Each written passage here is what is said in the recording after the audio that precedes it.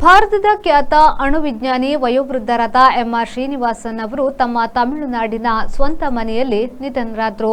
ಅವರು ಕೆಲ ಕಾಲದಿಂದ ವಯೋಸಹಜ ಕಾಯಿಲೆಗಳಿಂದ ಬಳಲುತ್ತಿದ್ದರು.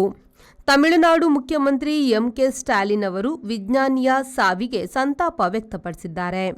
ಶ್ರೀನಿವಾಸನ್ ಅವರು ಭಾರತ ಪರಮಾಣು ಶಕ್ತಿ ಸಂಸ್ಥೆಯ ಅಧ್ಯಕ್ಷರಾಗಿ ಕೆಲಸ ಮಾಡಿದ್ರು. ದೇಶದ ಹಲವು ಕಡೆ ಭಾರತದಲ್ಲಿ ಅಣು ಶಕ್ತಿ ಕೇಂದ್ರಗಳಿವೆ. ಮುಖ್ಯವಾಗಿ ಅಣು ವಿದ್ಯುತ್ ಉತ್ಪಾದನೆಯಲ್ಲಿ ತೊಡಗಿವೆ. ಭಾರತವು ರಾಜಕೀಯ ಮತ್ತು ವಿಜ್ಞಾನಿಗಳ ಇಚ್ಛಾಶಕ್ತಿಯಿಂದ ಅಣು ದೇಶವಾಗಿಯೂ ಮುಂದಕ್ಕೆ ಬಂದಿದೆ. ಶ್ರೀನಿವಾಸನ್ ಅವರ ಕೊಡುಗೆಯೂ ಇದರಲ್ಲಿದೆ.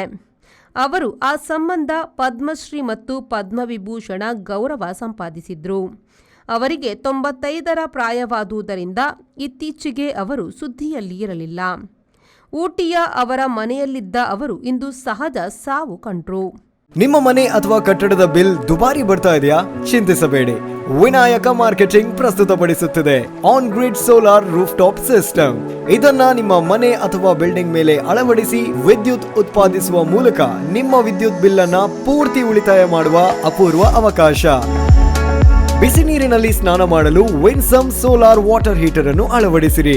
ವಿನಾಯಕ ಮಾರ್ಕೆಟಿಂಗ್ ಕಳೆದ 28 ವರ್ಷಗಳಿಂದ ಗ್ರಾಹಕರ ಸೇವೆಯಲ್ಲಿದ್ದು ಬಿಸಿ ನೀರು ಮಾಡುವ ಉಪಕರಣಗಳಾದ Winsome solar water heater, Winsome heat pump, Winsome gas geyser ಮತ್ತು ಸೋಲಾರ್ ರೂಫ್ ಟಾಪ್ ಸಿಸ್ಟಮ್ಗಳ ಸೇಲ್ಸ್ ಮತ್ತು ಸರ್ವಿಸ್ನೊಂದಿಗೆ ಸಾವಿರಾರು ಸಂತೃಪ್ತ ಗ್ರಾಹಕರನ್ನು ಹೊಂದಿದೆ.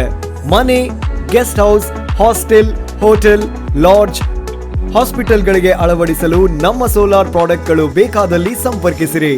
Vinayaka marketing, Takshila, hotel Janata deluxe ಹತ್ತಿರ, ಬಳ್ಳಲ್ಬಾಗ್, MG ರೋಡ್, ಮಂಗಳೂರು.